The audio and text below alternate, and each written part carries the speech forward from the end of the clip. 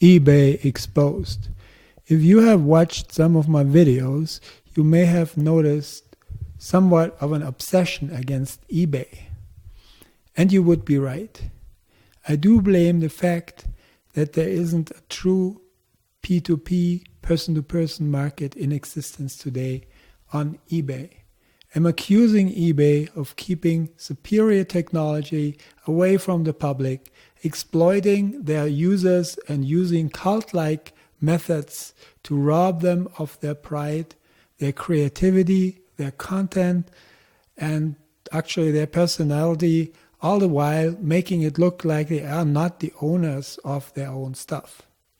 To understand this, it helps to go back to the beginnings of internet commerce, at which time, about 1994, I had a small but prosperous business with a static website that I updated daily manually.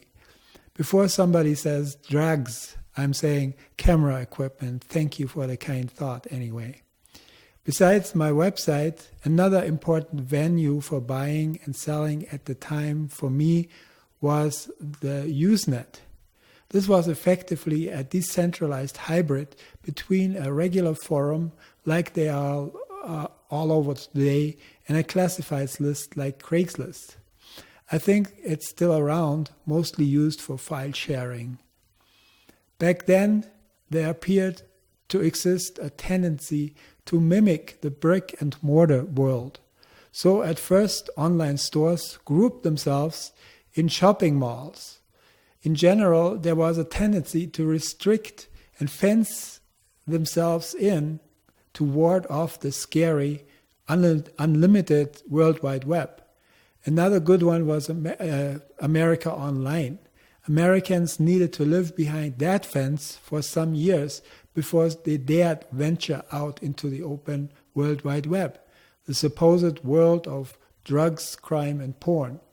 I'm mentioning those things to illustrate the strange psychological mechanisms that do exist and that may help explain how everything unfolds. If you looked around the web at that time, you saw a number of merchants. We were all pretty much pioneers at that time, tinkering on our sites and experiment with different features of this new technology. Auctions were only one of them. As we all know now, one of the auction experimenting sites was more successful than the others. Everybody, buyers and sellers, flocked to eBay because it was the first and only functioning person-to-person market. It was not decentralized technology like in today's terms with blockchains, etc., but it was self-regulated, and as such, most of the decision-making was decentralized, spread out as members. Everything happened transparently, and you could do searches on who bid on what, where, from where, how much they paid, and when. To protect users, they were hidden by their usernames, and it was enough.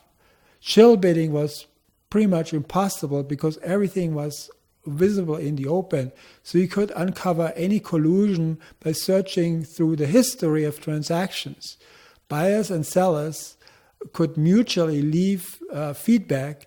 So if someone was prone for trouble, that became obvious.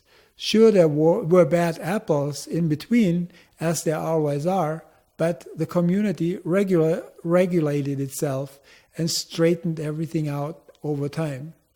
Another important safety feature was that if you wanted to, you could talk to the person you're dealing with on the phone, actually, to get a feel for that person.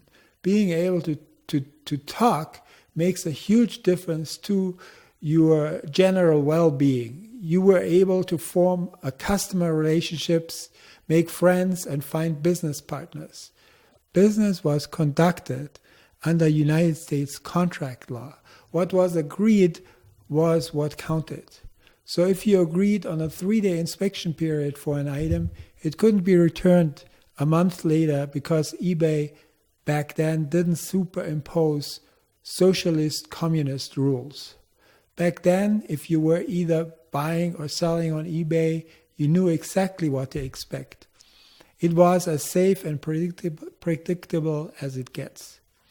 If that system had been left alone and given a chance to develop, it could have expanded so much. The entire web would have different rules of commerce today. I don't believe there would have been much of a chance or room for Amazon. But because eBay was not on a blockchain, mankind until today was not given that opportunity. The operators of eBay were able to trap the entire person-to-person community by gradually dismantling all those self-regulation features and then hijack them into an autocratic oligarchy. It no longer resembles capitalism, but looks more like a religious cult.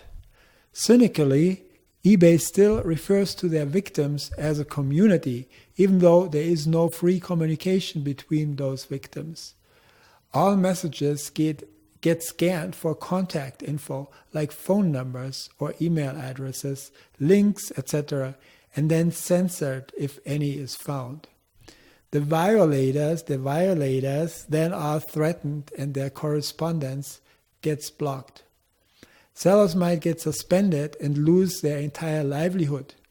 Keeping their members isolated and under threats for intimidation and control is a typical characteristic of cults. Another cult-like feature, under the guise of security, all user IDs are now hidden to protect privacy. This is a blatant lie, because perpetrators like shillbitters and other online colluders could now hide behind that eBay provided anonymity to do the dirty deeds as they please. eBay could easily fix this by employing a simple algorithm, but it's not in their interest, as items might then go cheaper. So for pennies more, eBay apparently chooses to profit off of shillbitters themselves and deprive their users of that safety. This is how ruthless eBay is. But thankfully, this is not the end of the saga. Blockchain, crypto, Bitcoin came along, giving the public the power to hit back and liberate themselves. Please watch my video about why eBay will never accept Bitcoin and a realistic look at eBay fees. Thank you.